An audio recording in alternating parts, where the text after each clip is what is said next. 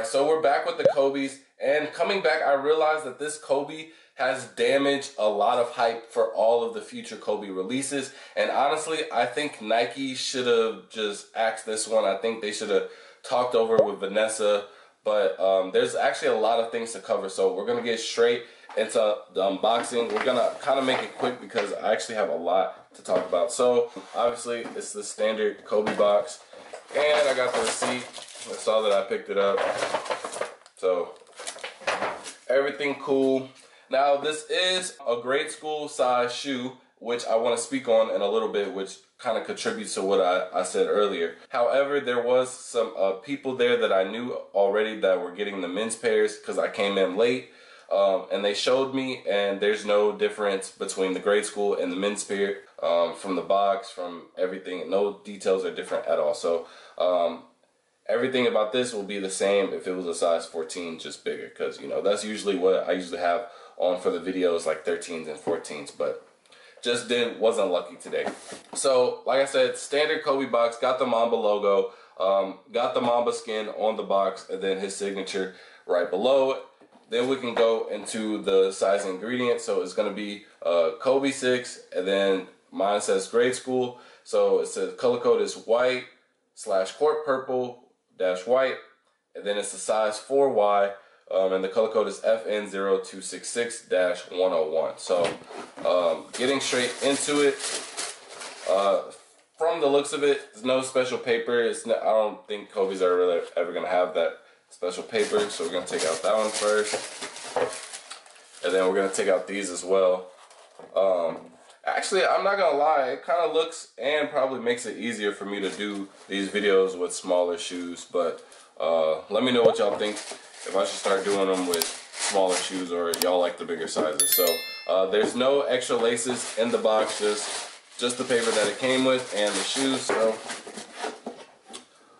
now a lot of people were complaining because they didn't really like the design. They just said that it was dumb and pointless, and honestly I was 50-50 with the design. Honestly, like when I first saw it, it gave me nostalgic vibes when I would go like on Nike ID and you were able to just like free customize Kobe's, and you would just start making a whole bunch of stuff. And I feel like this is the type of stuff that I would make on Nike ID when I was a kid. So that's what it kind of reminds me of. Like I feel like this is something I would literally make on Nike ID, turn my computer screen and show my friends, and then erase it and make something else. However, you know, we're all grown. Kobe has passed, and I think we're just too far past that, so I can understand why people aren't like the biggest fan of them, because honestly, outside of that nostalgic value, they're just okay to me. But obviously these numbers mean something as well. Obviously Kobe played as 8 and 24, but a lot of people don't know that it also has Gigi's number as well. It has the number 2, so you can see the 24, you can see the 8s, but as you can see there are some like standalone 2s, so obviously that is for Gigi. So that's pretty cool, but honestly that's my first point. I think they're kind of milking the whole situation. Again, condolences to him and his daughter, but I think Nike is taking advantage of that and how a lot of people want to show support, and it has to be obvious that there was a significant increase of supporters and fans of the Kobe line in general after his passing, and I just feel like they're like trying to profit off of it. I feel like the halo, it was originally supposed to be triple white. They ended up naming it Halo. There was no extra details or anything. I like what they did on the Mambacitas. I feel like that one wasn't forced and the details actually matched. There's a lot of future releases that really just don't make sense. For example, they're making an inverted color option of the Mambacitas. They're making girl dad shoes, and I just feel like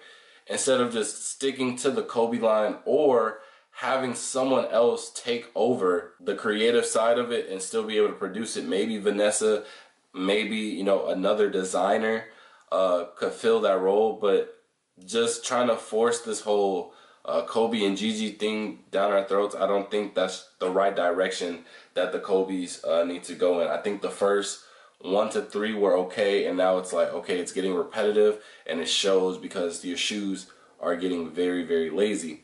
And I don't think this is not just my opinion. I think it is for a lot of people because one, a lot of people didn't want these. They made it clear on the internet. Two, resale prices shows mid to high 200s. After his death, of course, that's really bad for a Kobe price to be that low. Like, it just doesn't make sense.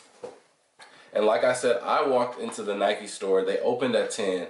I got there at like maybe 11:05. I was still able to get a pair.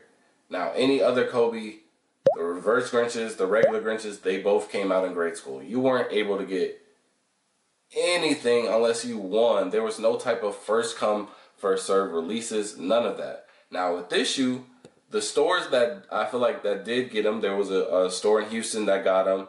The Better Generation, that's PJ's Tucker store. They got them. They did first come, first serve. I was following their Instagram. It was nothing hectic.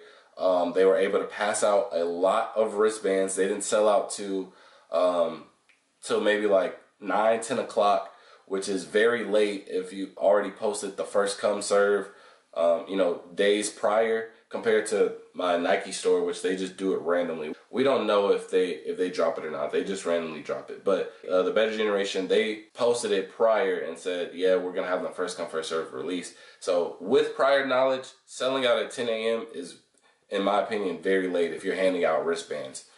Yeah, there's just not a lot of hype to it. I don't think a lot of people care for it. And I also think that people are kind of getting in that Jordan mind frame. Like, oh, well, if Jordan didn't wear it, I don't really want to, wear it.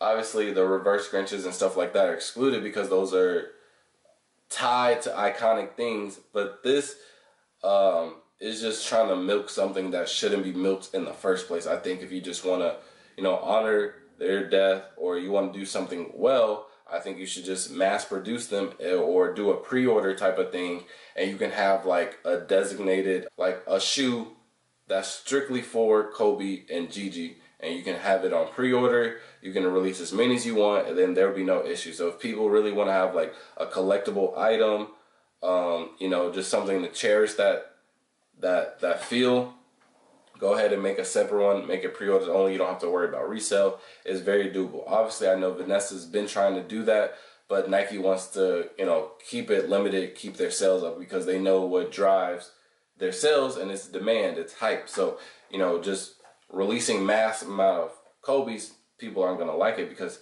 as you can see, this one was more in stock, but it just wasn't really it. And so nobody really wants it. And so I feel like the start of when people are having Kobe sit is not good for the future, especially when you're continuing this pattern. Now, obviously, there are very good releases. Like they got the Italian camo coming out. They have the Venice Beaches returning. So there's a lot of good colorways, a lot of staple colorways still coming out. I just feel like the hype and the excitement for all of these non-OG colorways, like memorial type colorways, I think it'll die really fast, and I think that will also affect the other Kobe's as well, and not in a good way, because once you have something very bad, that only makes the good better in comparison. So it's just going to make it harder for the Kobe's that people really, really want to be even harder, and resale prices just go up even higher. So I think that's really bad. I think that they need to stop doing this. This one was okay, I guess, if you still have that nostalgic feel, but it doesn't really do anything for me. Quality-wise, it's very good. I saw a couple of pairs from my other reselling friends. They're good. And then, like, the Nike swoosh, it's embroidered. There's no, like, messy symbols on it, so they stitched it really well.